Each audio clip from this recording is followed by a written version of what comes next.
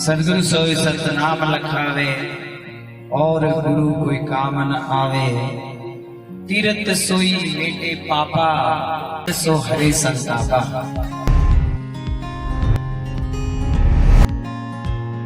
अभी साहब निर्णय करते हैं कि वैसे तो हमारे संसार में चलते हुए हमारे पास धन देखते हुए और हमारे पास अच्छा रूप को देखते हुए कोई भी हमारे पास जो अच्छी चीज है उसको देखते हुए सभी मित्र बनने चलते हैं कि हम भी आपके मित्र हैं, हम भी आपके मित्र हैं। परंतु साहिब कहते हैं वो सच्चे मित्र नहीं होते, ये स्वार्थ के लिए प्रेम करते हैं, पैसा को देखकर प्रेम करते हैं और किसी रूप रंग को देख करके हमसे प्रेम करते हैं। वो हमारे सच्चे मित्र नहीं होते। हमारे सच्चे मित्र तो वही होते हैं जब हमारे में तकलीफ पड़ती है, जीवन में चलते हुए कई बाधाएं आ खड़ी होती है, उस समय हमारा कोई सहयोग करे, वो हमारे सच्चे मित्र होते हैं। सदगुरु कबीर साहब कहते हैं नाम तो संसार में बहुत है, वह नाम जो हमें भव सागर से तारे, वो सत्य नाम सदगुरु के द्वारा प्राप्त होता है। तीर्थ गए, तीर्थ हम जाते हैं, कितने तीर्थ हैं और लोग तीर्थ का चक्कर काटते ही रहते हैं। सदगुरु कबीर साहब कहते हैं तीर्थ तो वही है जिसमें जाने से हमारे पाप मिट जाते हैं, बल विक्षेप आवरण रूपी जो पाप है वो खत्म हो जाता है। तीर्थ सो मेटे पापा, मित्र सो हरे संतापा। वही हमारा सच्चा मित्र है जो हमारे कष्ट को दूर करे, हमारी सहायता करे। इसी प्रकार से इस जीव का जो सच्चा मित्र है, इसे सतगुरु को ही कहा गया, तमेव बंधु च सखा तमेव। तो जो संस्कृत श्लोकों में गुरु को ही सच्चे मित्र बताया गया, परंतु विवेक से देखना कि हमारी सहायता कौन कर सकता है, तो हम उन्हें मित्र माने। फिर कहते हैं सच्चा पंडित कौन है? जो अगम की बात कहता है। आपके पिछले इतिहास को दोहराते दोहराते थक जाते हैं। वो पंडित सच्चा वही कहलाता है जो अगम का संदेश देता है, आगे की बात कहता है। पंडित सो ही अगम की जाने। और बुद्धिमान कौन है? बुद्धिमान वह है अपने सत्य को प्रकट भी करता है और समय स्थिति देखकर अपना सत्य प्रकट करता है विवेक के साथ। जो झूठ है वो झूठ है, वो समझ जाता है कि ये झूठ है, परंतु उस झूठ को बताने के लिए बुद्धि की जरूरत है। जिसकी अच्छी बुद्धि है वही समाज में अपने सतगुरु की भक्ति को आगे तक पहुंचाएगा। तो कहा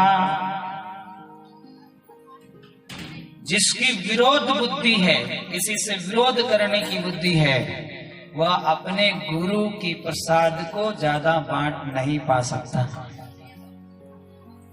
अपने गुरु महाराज की जो प्रसाद है, जो ज्ञान है, जो सत्य सार शब्द रूपी ज्ञान है, उसको बांटने के लिए भी बहुत बुलंद विवेक बुद्धि का काम है। ये सतगुरु कबीर साहब कहते हैं बुद्धि कहाँ से मिलेगी? जल सतगुरु की हाट ज्ञान बुद्धि लाविए, लीजे साहेब जी को नाम परम पद पाविए। सतगुरु कबीर साहब कहते हैं अपने से बड़ों के पास, गुरुजनों के पास, संत जनों के पास, अनुभवी महापुरुषों के पास उनकी संगति में बैठने से हमें उत्तम बुद्धि की प्राप्ति होती है। तो हमारी बुद्धि निर्द्वंद हो, राग द्वेष से रहित हो, इसके लिए हमें उत्तम सत्संग की जरूरत होती है, पूर्ण गुरुदेव की शरण की जरूरत होती है। तो इसमें कहा योगी सो काया सो दे।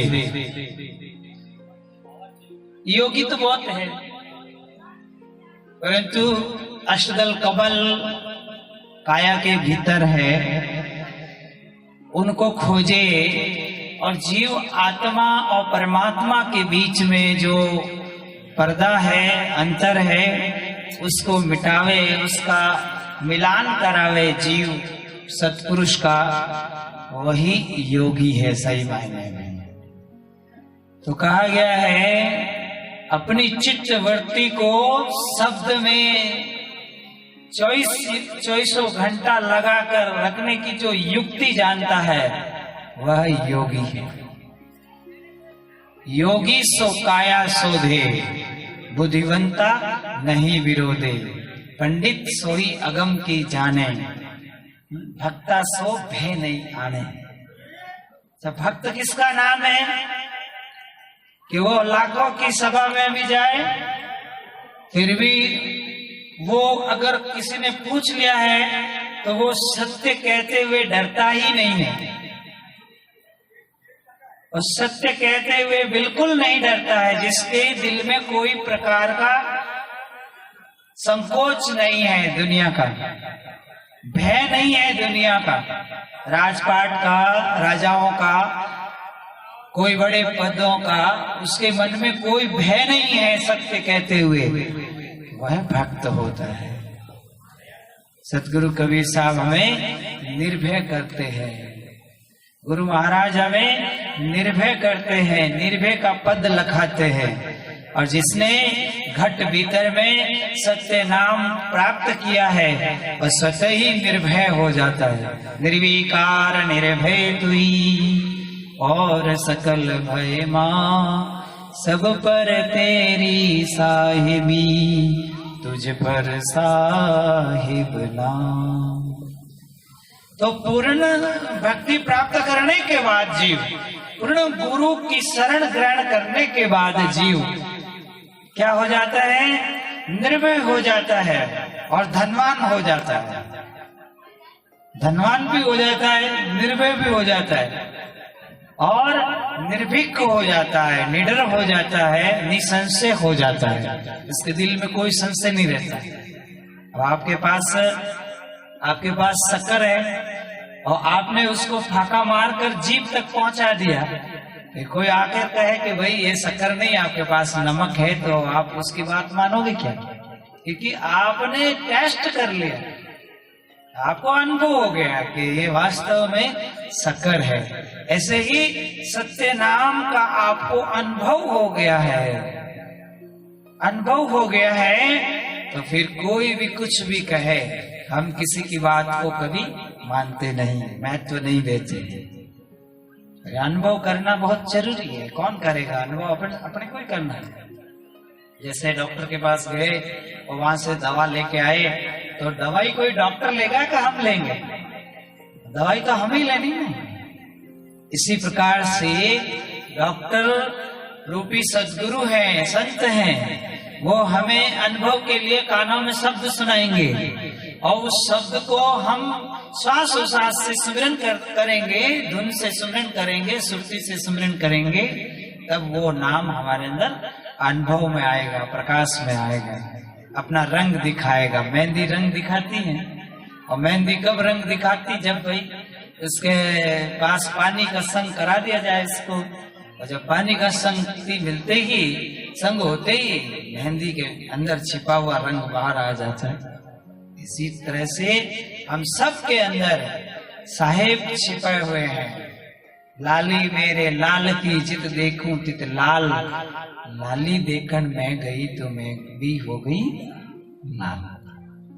तो हम सब के अंदर साहिब विराजमान हैं और हमारे गुरुदेव हमें ये तरीका बताते हैं। जैसे दूध में घी है, माताएं उन्हें तरीके से घी को अलग करती है और दूध को जमा लेती है, जमा कर मत देती है, मक्खन को प्राप्त हो जाती है। मक्खन से फिर उसे गर्म करती है, छाछ को उड़ा देती है तो एक तत्व घी मिल जाता है। ऐसे ही सत्य सार निज नाम की प्राप्ति जिस विधि से होती है वो हमारे गुरुदेव हमें बताते हैं, वो विधि हमें ही करनी पड़ती है। और देखो ऐसा भी है, जैसे चौका आरती होती है तो गुरुदेव हमें अपनी भक्ति का कुछ अंश दे करके और हमें उसके लायक बना देते हैं। और गुरुदेव तो इतने दयालु होते हैं, पर साहिब कहते हैं क्या गुरुदेव तो इतने दयालु होते हैं कि बिना भक्ति भी आपको भवसागर से पार कर सकते हैं। कईयों को पार कर दिया साहिब ने, सदगुरु कबीर साहिब ने रानी इंद्रमती के कहने से, और पूरा जो यमलोक था वो खाली कर दिया। बिना भक्ति उन्हें सतलोक दिखा दिए, अमर कर दिए। तो वह अपने मर्जी के मालिक होते हैं, सदगुरु अपने मर्जी के मालिक होते हैं। और सेवक जो होते हैं वो पूर्ण समर्पित हो जाते हैं सदगुरु के। तो फिर सदगुरु तो बिना भक्ति भी तार सकते हैं।